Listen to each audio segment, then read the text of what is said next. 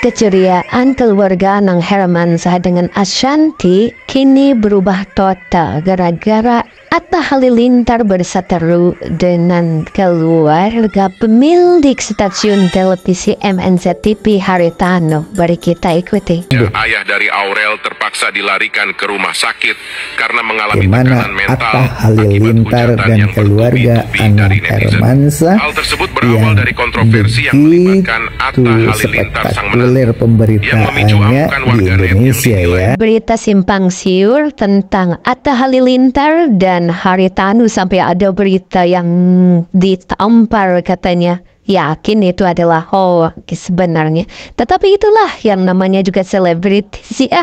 Akhirnya jadi konsumsi publik, berita apapun akan menjadi sorotan luar biasa. Mungkin saja banyak berita-berita. Oke. Berita yang heboh kali ini diantaranya adalah Anang Hermansyah masuk rumah sakit. Sementara di video banyak permunculan Anang Hermansyah dengan Ashanty itu lagi tarik tambang. Yang paling menghebohkan lagi katanya Haritano datang ke rumah Atta dan menggampar Atta di depan ibunya sendiri. Aduh, yang namanya pemberitaan apakah benar dan tidak walau alam ya.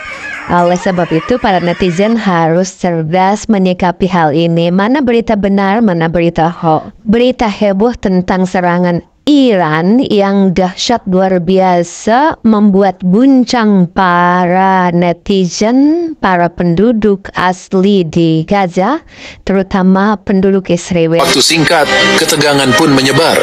Orang-orang mulai bertanya-tanya tentang kebenaran di balik ancaman ini. Apakah ini hanya taktik perang psikologis? Ataukah ini adalah pertanda bahwa serangan besar-besaran dari Iran benar-benar akan terjadi? Pemerintah Israel, yang biasanya tegar dalam menghadapi ancaman, kali ini tampak kewalahan.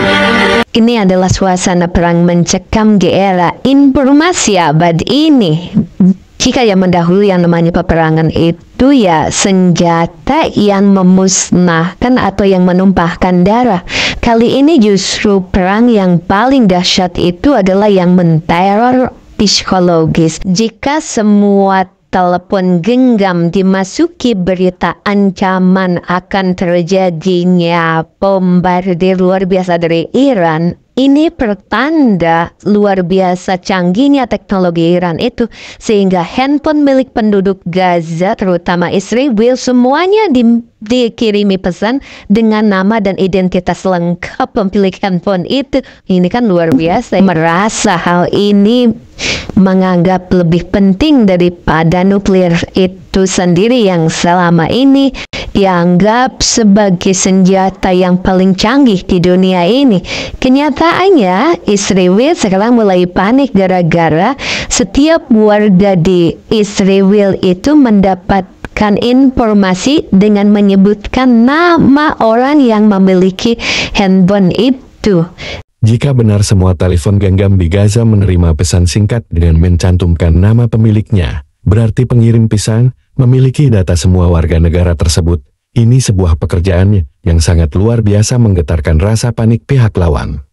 Ini adalah strategi perang kelas tinggi, karena meretas data-data secara akurat ini pekerjaan intelijen negara secara rahasia. Negara kuat saja bisa panik karena bocornya data warga negaranya. Adapun pemberitaan hoaks yang membuat orang terperdaya. Seperti konon konflik pemboikotan Atta Halilintar melibatkan Haritano, maka pasti ada hukum yang menjerat. Mudah-mudahan ini jadi pembelajaran kita bersama ya di ulang tahun ke-79 negara Republik Indonesia DKN.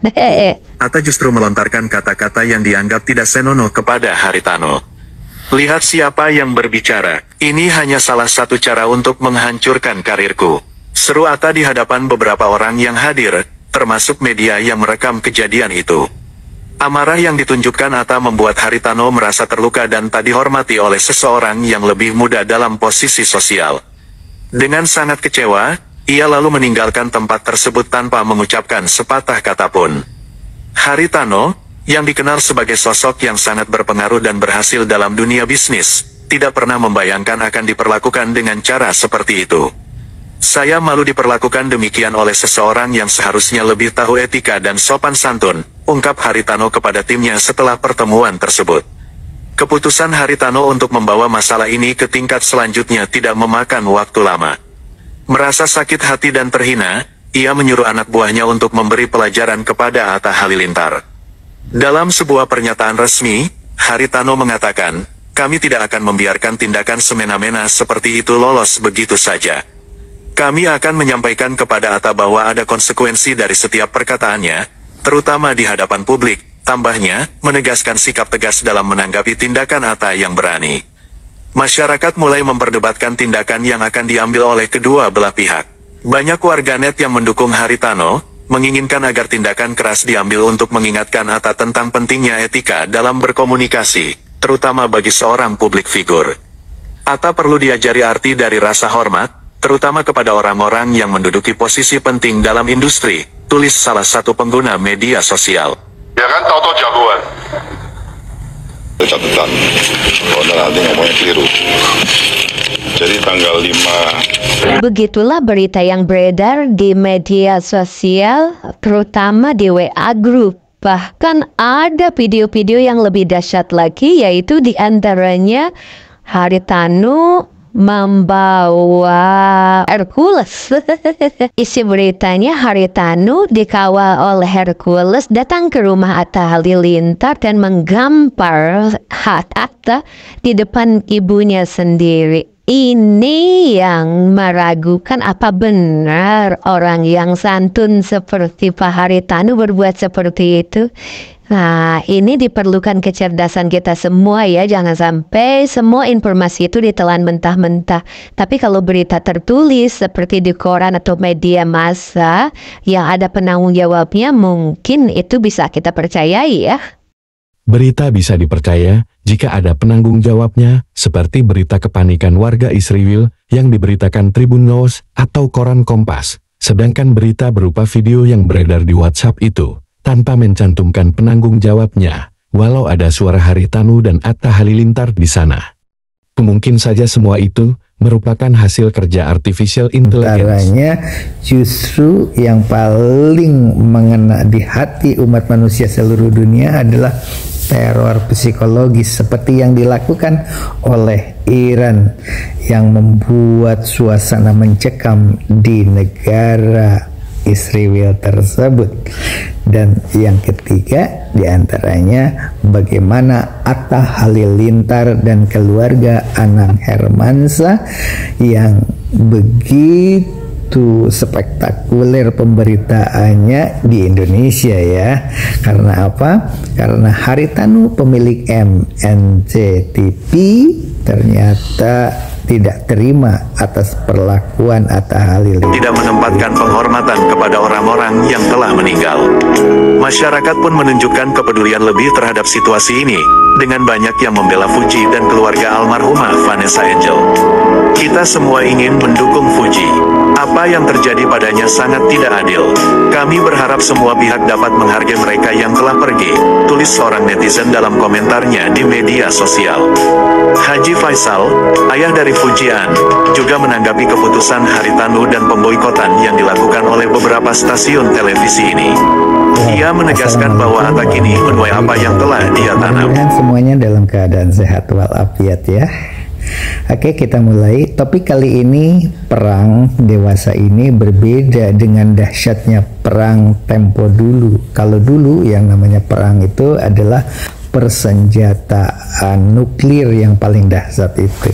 Tapi sekarang perang itu justru diantaranya melalui media. Situasi ini, setelah diboikot oleh dua stasiun televisi besar dalam waktu yang berdekatan, ia dihadapkan pada kenyataan pahit bahwa tindakan yang dianggap remeh dapat menghancurkan karirnya sebagai seorang publik figur. Masyarakat menunggu apakah Atta akan berusaha untuk meminta maaf secara terbuka kepada Fuji dan keluarganya atau justru akan tetap bersikap defensif. Sikap Haritano ini tentunya juga menciptakan preseden bahwa industri media akan lebih mengedepankan nilai-nilai moral dan etika dalam memilih siapa yang pantas tampil di layar kaca. Kita harus membuat suasana mencekam di negara Membuat Anang Hermansyah, ayah dari Aurel Farel terpaksa dilarikan ke rumah sakit karena mengalami Gimana tekanan mental Atta Halilintar akibat dan yang keluarga bertubi-tubi Anang dari netizen. Hermansyah Hal tersebut berawal yang dari kontroversi yang melibatkan Atta Halilintar sang spektakuler yang memicu pemberitaannya amukan di warganet yang Indonesia dinilai ya. menyinggung Karena anak-anak apa? Haji Karena Faisal, Haritanu yakni pemilik Fujian dan almarhum Bibi MNC Ardiansah viral di ternyata berbagai media. tidak terima. Jumlah urat saraf di dalam tubuh manusia itu hampir 2 juta. Kalau manusia itu lahir dengan urat saraf yang tidak komplit, maka dia akan lahir cacat. Kalau manusia normal ditebas lehernya, pasti mati. Karena urat saraf yang jumlahnya hampir 2 juta itu penghubungnya adalah leher. Antara otak dan sensor motorik itu semuanya simpulnya ada di leher. Maka yang dicurigai bahwa Kristen ini ancaman, Hindu ini ancaman, Buddha ini ancaman. Ketika ada gereja membagi-bagi sembako dicurigai ini kristenisasi. Pak, ancaman terhadap agama-agama hari ini bukan agama yang lain. Oleh sebab itu, mari kita saling menghargai. Sampaikanlah walau satu ayat, jangan memaksakan. Etnis. Setelah etnis Han, nomor 2 terbesar adalah etnis Chuang dengan jumlah sekitar 18 juta orang, dan nomor 3 adalah etnis Hui yang berjumlah sekitar 11 juta orang. Dan guys, menariknya, etnis Hui ini adalah etnis penganut agama Islam yang taat. Etnis Hui guys telah tinggal di negeri Tiongkok sejak ribuan tahun lalu. Mereka tersebar di seluruh provinsi di Tiongkok, namun yang terbanyak tinggal di provinsi Ningxia, Hainan, Gangshu, Yunnan, dan Qinghai. Jika kita menengok ke zaman purba, bahwa manusia itu bisa mempertahankan hidupnya karena berkelompok, membentuk kekuatan melawan hewan-hewan liar, melawan kejamnya alam. Tetapi pada akhirnya justru ketika manusia itu memiliki kekuatan dibandingkan makhluk-makhluk lainnya yang ada di sekitar, malah gontok-gontokan membentuk kekuatan kelompok masing-masing dan saling bertempur. Itulah yang dihadapi oleh nenek moyang kita dulu, yang hanya berjuang untuk bertahan hidup supaya tidak mati kelaparan dan mencari tempat saat itu sudah semakin membaik. Mulai dari makanan, tempat berteduh, dan pakaian yang layak. Tapi masalah baru muncul akibat semakin banyaknya populasi umat manusia. Tentang tafsir Al-Quran yang membahas tentang penciptaan alam semesta, yang menggunakan proses analisis berdasarkan kitab Injil Kejadian yang dikenal di dalam dunia Kristen sebagai Genesis. Syekh Muhammad Thohir membuat perbandingan antara pemikiran-pemikiran agama samawat dengan terciptanya alam semesta yang dituangkan dalam satu kitab. Perang lewat media itu dahsyat seperti ledakan nuklir ditonton oleh orang banyak lintas waktu ya. Dari mulai munculnya di media sampai generasi ke generasi tiada henti. Pada akhirnya pemenangnya itu adalah sebuah kebenaran dibuktikan seiring waktu mana yang salah, mana yang benar. Oleh sebab itu, jika kita memiliki keyakinan bahwa itu adalah benar, tuliskan saja atau videokan, toh suatu saat nanti bisa menjadi pahala atau sebaliknya akan menjadi dosa kalau kita berbohong. Makanya jika punya ide dan gagasan, tuliskan walaupun itu adalah peristiwa-peristiwa tentang Atta dengan bos MNZ TV Haritanu ini. Jika kita tuliskan harus netral, mana yang benar, mana yang salah, dan bagaimana solusinya. Yang paling penting itu adalah solusi bagi kita seorang penulis atau konten kreator. Itu adalah solusi, jangan sampai memanas-manasi yang sudah hampir terbakar.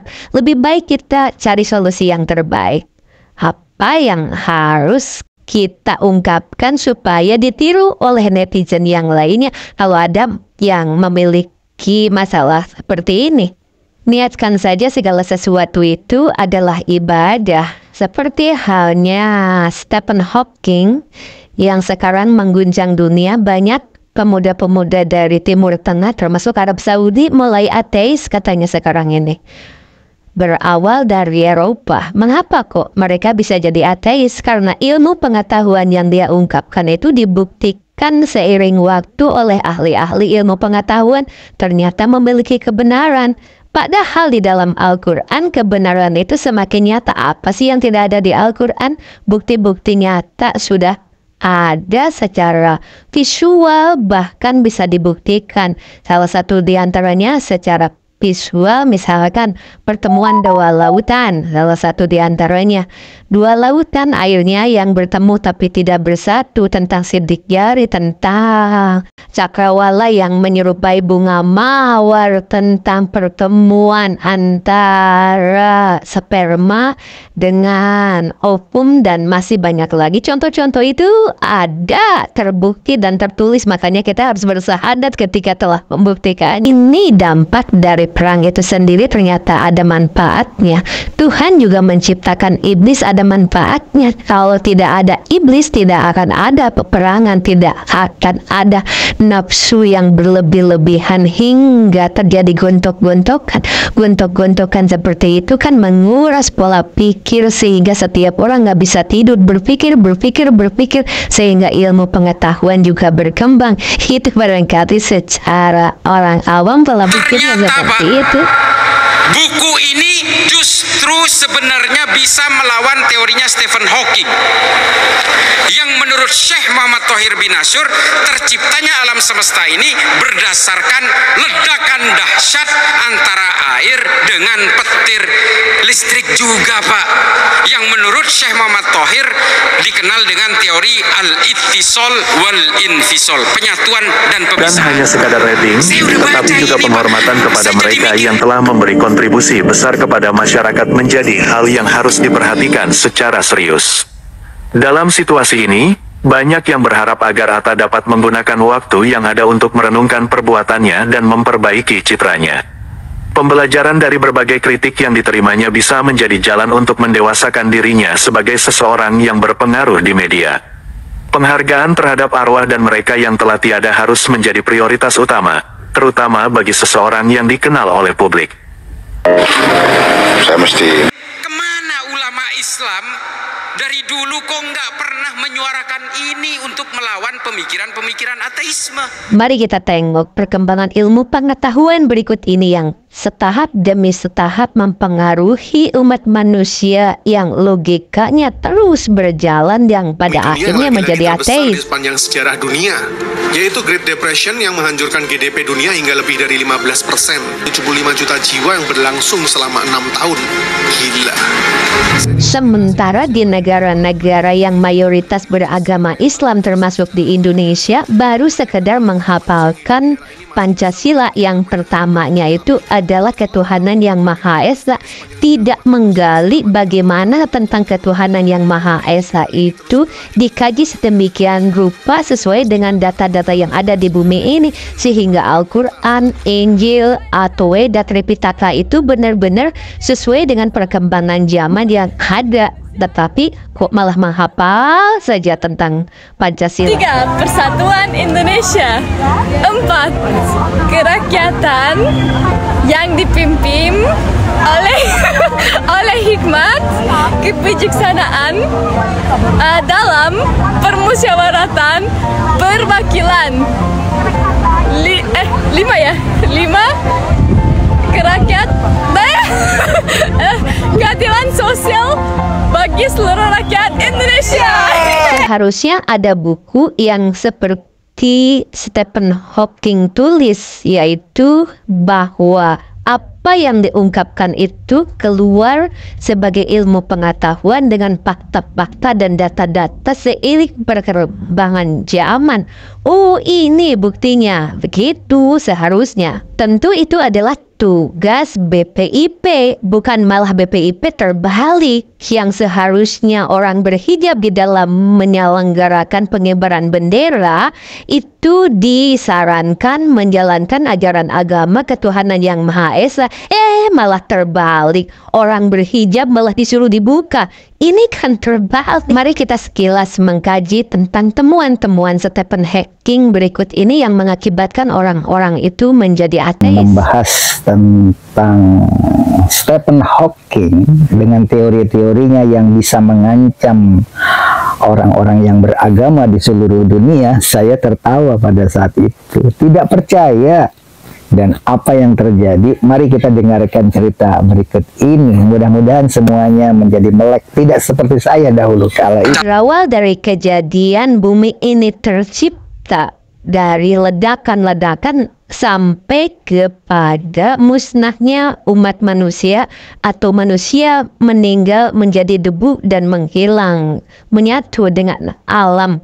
Itulah barangkali logika-logika yang mereka itu cerna dari tulisan Stephen Hawking ini. Wajar saja mereka itu jadi ateis, karena di dalam Al-Quran itu jika Allah berkehendak, wa idza arada syai'an ayyakulalahu kun fayakun, maka Allah cukup mengatakan kun, jadilah, maka jadilah. Iya, padahal kun fayakun itu adalah sebuah proses. Seperti di Genesis atau ajaran agama Kristen kan tentang kejadian itu dituliskan dalam buku Genesis tadi. Mereka mengira pengertian kun fayakun itu hanya cukup langsung terjadi tanpa ada proses yang bertahun-tahun. Padahal di dalam Al-Quran sendiri kan ada tahapan menciptakan bumi, menciptakan pohon, menciptakan langit. Itu ada tahapan-tahapannya. Pengertian kun fayakun itu sebenarnya adalah proses alami yang tentu saja waktunya berbeda dengan waktu yang sekarang kita hitung sebagai umat manusia. Di samping itu juga di dalam Al-Quran dijelaskan bahwa Tuhan yang Maha Esa atau Sang Halik itu menciptakan sesuatu itu kadang-kadang dibantu oleh para malaikat. Tentu saja proses-prosesnya itu seperti interaksi mempergunakan listrik, mempergunakan air, mempergunakan proses fotosintesis dan lain sebagainya. Itu bagian daripada kun fayakun tadi. Jika kita cermati, sebenarnya tidak bertentangan dengan temuan-temuan Stephen Hawking tadi, bahwa alam ini tercipta karena proses seperti tadi yang namanya Big Bang. Di dalam ilmu pengetahuan kan, di dalam Al-Quran juga ada proses seperti itu, hanya namanya tentu bukan Big Bang, tetapi pada mulanya bahwa semua yang ada di dunia ini adalah berdekatan, semakin jauh, dan semakin jauh. Itu yang dijelaskan di dalam Al-Quran. Sayangnya tidak banyak orang yang menulis buku menerjemahkan temuan Stephen Hawking ini dihubungkan dengan Al-Quran, seperti kun fayakun tadi dengan proses alam yang ditemukan oleh Stephen Hawking. Dan sebenarnya di dalam Al-Quran kan sudah dijelaskan juga tentang cakrawala yang menyerupai bunga mawar, kemudian dulunya itu berdekatan, dan masih banyak lagi seperti halnya trompet, bahwa bumi atau cakrawala ini menyerupai trompet yang ditiup oleh malaikat Israfil, gitu salah satu di antaranya. Nah, kan ada temuan ilmu pengetahuan bahwa ternyata alam semesta kebuka dari Prancis, Jacques Vascoste. Ketika dia mengeksplorasi bawah laut, tiba-tiba dia menemui beberapa kumpulan mata air tawar yang tidak bercampur dengan air laut, seolah ada dinding atau membran yang membatasi keduanya. Lalu pada saat dia bertemu dengan seorang profesor muslim dan menceritakan fenomena itu, Profesor itu teringat pada ayat Al-Quran tentang bertemunya dua lautan pada surah Ar-Rahman ayat 19 hingga 20. Dia membiarkan dua lautan mengalir, yang keduanya kemudian bertemu. Antara keduanya ada batas yang tidak dilampaui masing-masing. Ada yang sampai detik ini masih di penjara. Ada nggak yang tetap kaya? Ada, tapi agak blow on, pelangap-pelongo, agak gila. Anak-anaknya mati overdosis narkoba semua. Pasti ada. Seharusnya cerita-cerita seperti ini dirangkum dalam bentuk ilmu pengetahuan dengan data-data, fakta-fakta, dihubungkan dengan Al-Quran. Nah, kan Stephen Hawking sudah menemukan tuh bagaimana kalau digabungkannya itu bukan dalam bentuk dongeng, cerita-cerita khutbah seperti tadi, tetapi dalam buku ilmu pengetahuan, dimasukkan ke dalam jurnal-jurnal internasional. Itu yang dibutuhkan anak-anak zaman sekarang. Hanya ada satu sperma saja yang berhasil melakukan pembuahan. Juga dijelaskan para ilmuwan bahwa ada sekitar penentuan jenis kelamin. Penentuan jenis kelamin sebelumnya dipercaya ditentukan oleh kromosom wanita atau paling tidak memberikan campuran daripada kromosom laki-laki dan wanita. Namun berdasarkan penelitian 5 hingga 46, Allah Subhanahu wa taala berfirman yang artinya dina hujan darah. Fenomena aneh hujan darah sudah terjadi beberapa kali. Di awal sejak zaman perang Troya pada abad 8 sebelum Masehi, lalu pernah terjadi sel darah merah.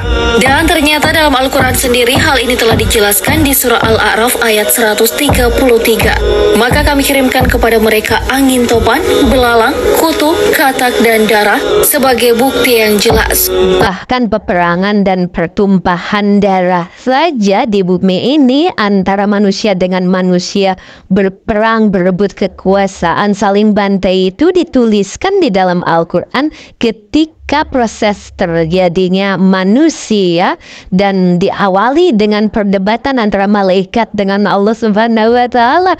Ngapain coba malaikat berdebat dengan Allah? Kan Allah Maha Kuasa, Maha Tahu. Tapi dituliskan di dalam kitab suci itu ada perdebatan bahwa kata malaikat, kalau nanti diciptakan manusia untuk bertempat tinggal di bumi akan terjadi pertumpahan darah. Kemudian Allah mengatakan, aku yang lebih tahu tentang hal itu.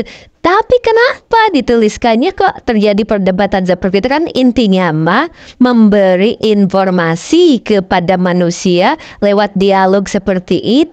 Bukan berarti Allah tidak tahu, tetapi itulah cara Allah menurunkan wahyu kepada Nabi Muhammad atau kepada para rasul sebelumnya juga lewat cerita-cerita seperti itu supaya bisa dicerna maksudnya.